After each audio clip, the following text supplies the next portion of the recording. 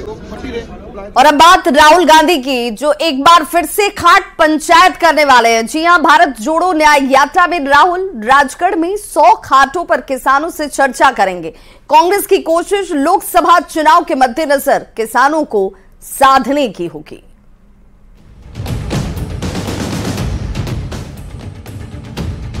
राहुल गांधी एक बार फिर खाट पंचायत करने वाले हैं। 2 मार्च को राहुल गांधी की भारत जोड़ो न्याय यात्रा एमपी में प्रवेश करेगी।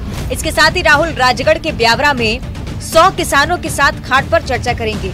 राहुल इस दौरान किसान विरोधी नीतियों पर किसानों की राय जानेंगे। राजगढ़ में दूसरे जिलों के किसान भी शामिल होंगे। खाट पंचायत किसानों के हितों में है और राहुल गांधी से किसान अपना दर्द बयां करेंगे। रात में मंत्रियों को भारतीय जनता पार्टी और मुख्यमंत्री जी ने कहा था कि वह खटिया पर गांव में जाएंगे और उससे समस्या सुनेंगे। उन्हें रहने को भी मकान नहीं मिल रहा, उसमें ही लड़ रहे हैं मंत्री लोग, तो गांव कहां जाएंगे। और 5 स्टार संस्कृति की जो इन्हें आदत लग चुकी है पिछले 20 सालों में, वहां अब मंत्री रात गुजारे गांव में, हाउ कैन पॉसिबल।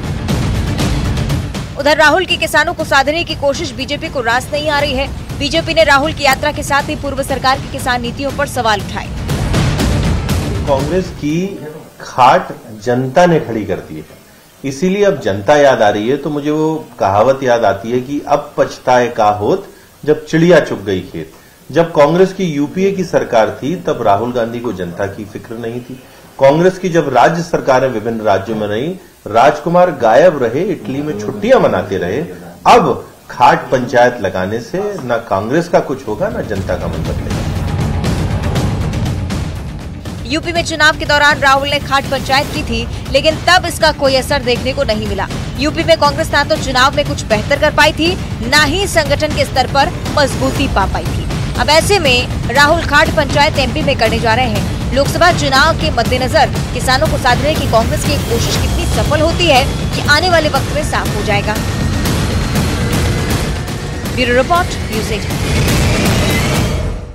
दिसंबर और जनवरी में पहाड़ों पर बर्फबारी नहीं हुई, जिसके बाद फरवरी में तीसरी बार पहाड़ों पर बर्फबारी हो रही है और जम्मू कश्मीर के अलावा हिमाचल प्रदेश की वादियों में बर्फ गिर रही है। उत्तराखंड के चमोली में भी हिमवर्षा हुई।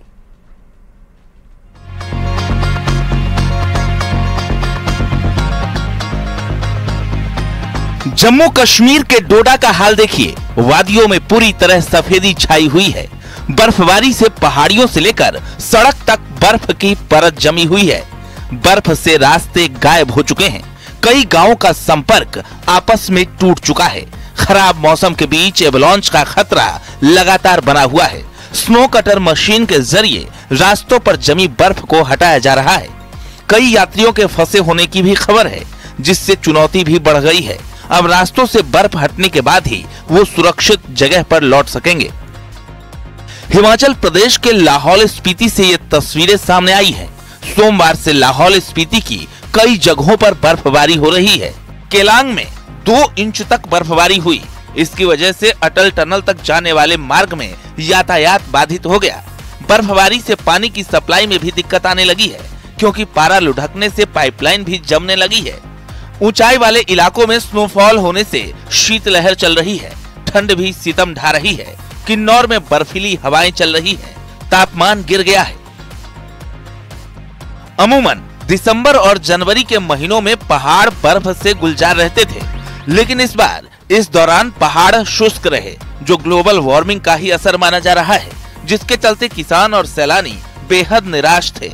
लेकिन फरवरी आते ही पहाड़ों पर एक बार फिर सफेदी लौट आई, जिसके बाद स्थानीय लोगों ने भी राहत की सांस ली। सैलानियों की मुराद भी आखिरकार पूरी हुई। बड़ी संख्या में सैलानियों ने पहाड़ों की तरफ रुख किया है। बात उत्तराखंड की करें तो यहाँ भी हिमवर्षा देखने को मिली है। चमोली में भी बर्फबारी हुई है। बद्रीनाथ धाम, हेमकुंड साहिब, औली बर्फ की सफेद चादर से ढके हुए हैं। कार लिफ्ट भी ली, काफी अच्छा बर्फ हमें देखने के लिए मिला और काफी अच्छा हमने इसको एंजॉय करा। बहुत ब्यूटीफुल प्लेस है और हम लोग यहाँ पे अपनी फर्स्ट एनिवर्सरी सेलिब्रेट करने आए थे, तो हमें बहुत ही अच्छा लगा। बहुत ज्यादा स्नो है और प्लेस बहुत ब्यूटीफुल प्लेस है। जितना मैंने एक्सपेक्ट नहीं किया था उससे भी ज्यादा ब्यूटीफुल प्लेस है। तो मेरे हिसाब से सबको एक बार औली जरूर जाना चाहिए। बर्फबारी होने से स्थानीय लोगों को रोजगार के मौके मिले हैं। पर्यटन कारोबारी भी खुश हैं।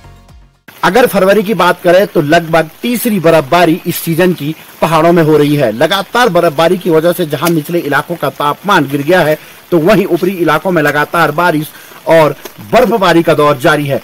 3000 फीट की ऊंचाई पर जो इलाके बसे हुए हैं वहां पे लगातार बर्फबारी हो रही है। और अभी अगर बात करें तो मौसम विभाग ने मार्च के पहले सप्ताह में भी पहाड़ों में अच्छी खासी बर्फबारी का पूर्वानुमान जताया है। मौसम विभाग ने तीनों पहाड़ी राज्यों में बर्फबारी का अलर्ट जारी किया है। 3 मार्च तक बर्फबारी का दौर जारी रह सकता है। Bureau report, news 18।